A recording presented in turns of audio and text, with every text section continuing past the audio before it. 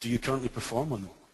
So a number of different options, number of calls resolved with an SLA, service requests near SLA breach, open incidents per service, or costs for individual service. So a number of different ways there, a number of different things you can report on, or should be able to report on, and their metrics, and what do you currently do with your existing SLAs.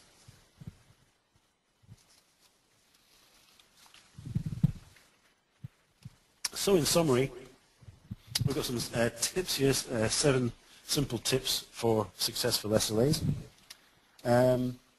Firstly, start with services. Build your service catalog before trying to negotiate perhaps difficult SLA targets and measures with potentially opposing parties. The creation of the service structure allows both areas to think through the service supply chain without the pressure of also resolving problems and disputes at the same time. And from this, ideally, there will be clear opportunities for improvements from the process. Ask the business what they want. This often comes as a surprise to IT, but we've been in many situations where IT have a very poor perception of what the business actually wants. So unless you ask the business, ask them exactly what they want, what the priorities are, IT find it very difficult to put together services and SLAs that match those business requirements. Use simple, appropriate language. We don't want this in techno speak. You don't need to be an attorney or shouldn't be an attorney. We want something that everybody understands.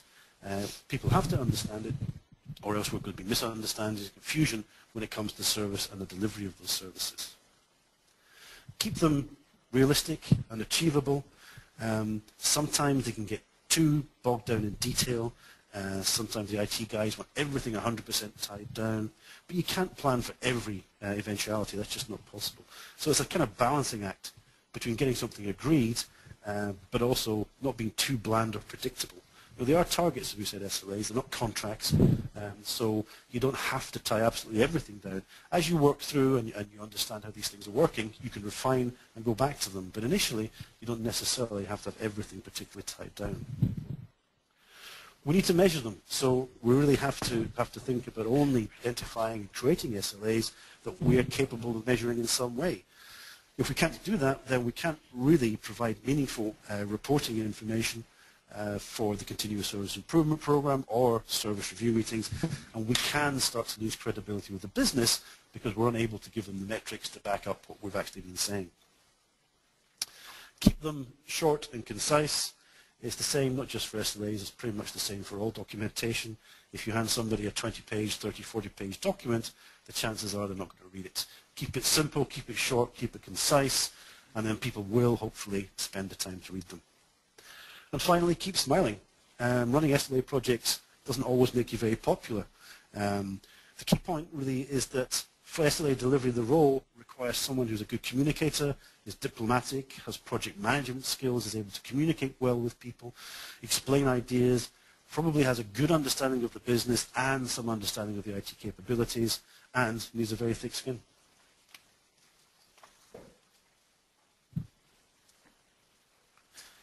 Thank you, Brian, for that. There's a lot of really good advice in there, lots of good points to think on.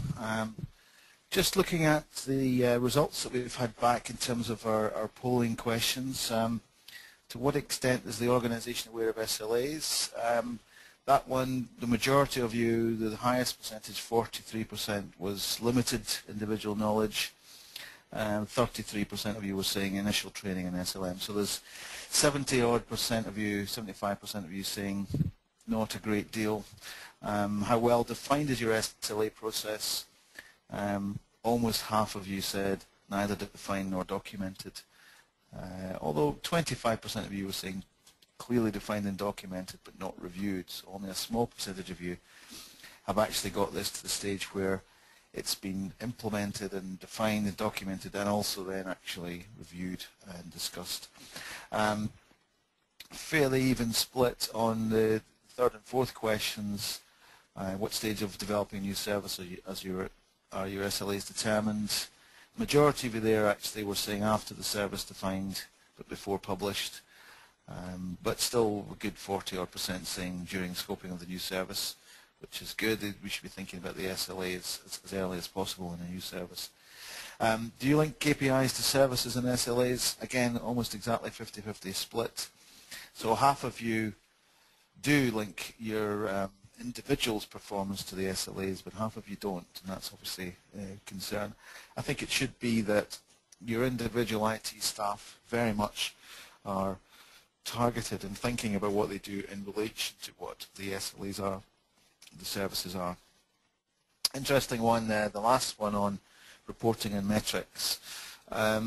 Over 80% of you are actually reporting on the number of calls, number of incidents resolved within SLA. So, you know, that's a good and useful metric. It doesn't stand out as being, you know, service focused in the way that things like service requests near SLA breach are, which was a smaller percentage, about 50% of you, and only 7% of you are actually looking at the cost by individual service. So there's some good examples of good practice out there, and but still a lot to be learned, I guess, a lot to be gained, a lot of advantage to be achieved from developing your SLAs and building your service catalogue. And we've got one or two fairly specific questions on our tool set, and a very simple summary, which is to say, yes, we do integrate to other products and monitoring systems and so on. Ticketing and monitoring systems. Are we able to do consumption forecasts? Yes, we do that kind of demand management planning and so on. We've got one question which I'm going to throw at Brian, which is, I suppose, related to what kind of person, and this is from somebody out there in Minnesota, just asking a question about what sort of person would you expect to run an SLA project? What kind of skills and attributes do you need to do that? Yeah, I think we already covered some of this on the last slide. Really, it is quite a demanding, or can be quite a demanding role. So you need somebody that has a broad range of skill sets. You know, they need to be a people person initially, because they're going to be doing running a lot of meetings. They're going to be negotiating potentially SLAs with different people in the business, and you know, people at different levels of the business as well. So they're going to have some confidence. They're going to have a role which is relatively senior in the organization, because they need to talk to maybe the CIOs as well as some of the technical people. They need to be, you know, a good communicator. Absolutely, they need to make their message and what they're trying to do known within the business. Diplomatic, because again, you know, you're going to have people that want certain things and maybe it's not possible, so they're going to have to be diplomatic to sort those out. They need to have some form of project management skills as well, because should be running this as some form of project, so they've got to understand the basic principles of that.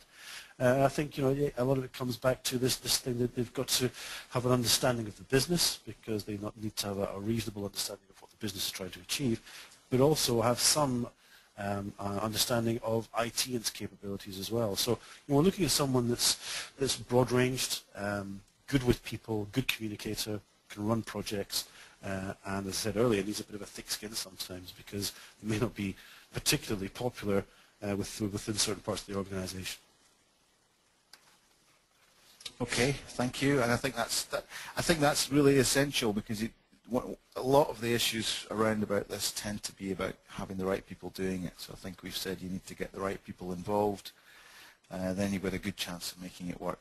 We've had a question about, I suppose, about the development of services, and particularly, I suppose, for managed service providers or commercial organizations, should they be involving SLAs in the development of their services? And the simple answer to that is yes, of course. Any commercial organization would need to identify the level of service that they expect to produce in advance of actually promoting and implementing that.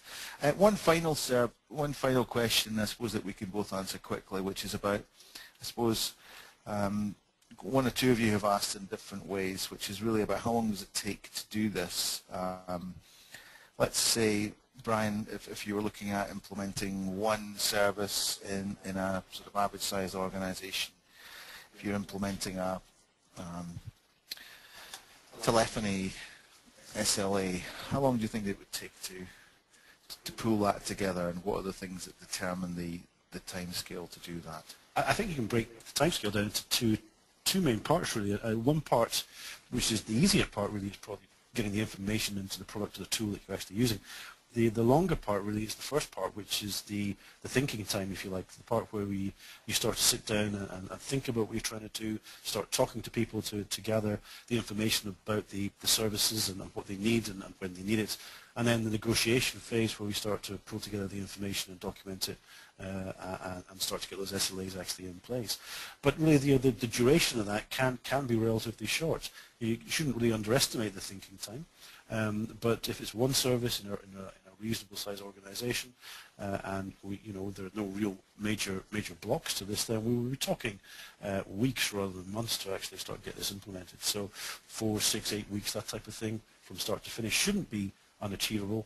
Again, a lot of it determines on the culture of the organization, if there are any political issues within the organization, and I suppose the hunger within the organization to do it as well. We talk about buy-in and making people want to do this, and if the organization is in that position and they actually want to make this work, they will make it work, and they'll probably make it work in a relatively short time frame. Okay. Yeah, and I think it also depends, I think seeing it from our side, we know pretty quickly how much an organization wants to do it, because we know the sort of information that they've pulled together. We know if they've got the right people working on it. So it's very much down to the culture, I think, and the level of drive that comes from the business. Sometimes these projects are driven from the business more than from IT. So that's a variable factor as well. We've nearly come to the end now, and what I can say is, like I said at the start, we will be sending out the slide deck to all of you who have registered for this and attended. If you have any questions, any further questions, please let us have them now or contact us through our website. And on screen at the moment you can see there's various resources available to you in terms of our website, in terms of contact. We are fairly regular tweeters, and we have a blog which is around about service catalog, and we have a fair amount of information around about the service catalog area, webcasts from Sharon Taylor, and also we have our final webcast in this series, which is coming up in May. But you can also still check in and listen to the other two that we've had. This one will be available within a few days. But all I can say now is thank you very much for joining and for your participation, and goodbye.